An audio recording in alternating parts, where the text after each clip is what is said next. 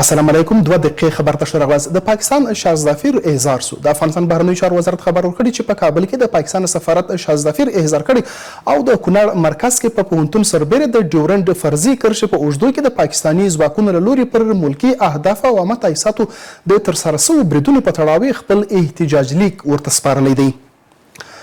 د روسیې ځانګړي استازي د افغانستان بهرنیو چارو وزیر سره کتلي. د اسلامي امارت بهرنیو چارو وزیر مولوي امیر خان متقي سره د روسیې فدراسیون د ولسمشر ځانګړي استازي زمیر کابلوف کتلي دي.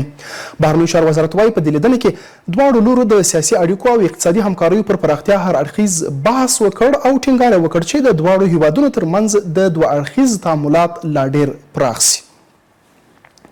فاریاب کې د برېښنا د 3 مهمو پروژو چارې پیل شوې. د ریاست الوزرا اقتصادي معاونیت خبر ورکړی چې ملا عبدالغني برادر اخوند په فاریاب کې د 120 میلیونه افغانیو په ارزښت د برېښنا د ویش او انتقال 3 پروژې پرانیستې دي. د خلیفه سراج الدین حقانی او د ایرانی سفیر کتنه. د افغانستان کورنیو چارو وزیر خلیفه سراج الدین حقانی کابل کې د ایران له سفیر علي رضا بیګدلي سره کتلي او پر اړینو موضوعاتو یې خبرې کړې دي.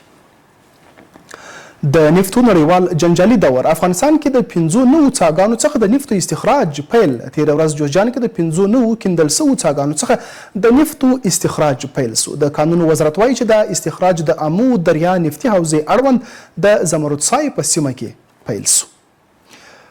او پوتین وایي روسیا د سیمې د سولې او ثبات لپاره له ایران سره همکارۍ ته چمتو ده. د روسیې د بهرنیو چارو وزارت وایي پوتین عراقچي ته د هر راز همکارۍ ډاډ ورکړی او ویلي دي روسیا به د سیمې د ثبات او سولې د ټینګښت لپاره هر ممکن اقدام وکړي. دا 2 دقیقې خبر تر بیا د الله په امان.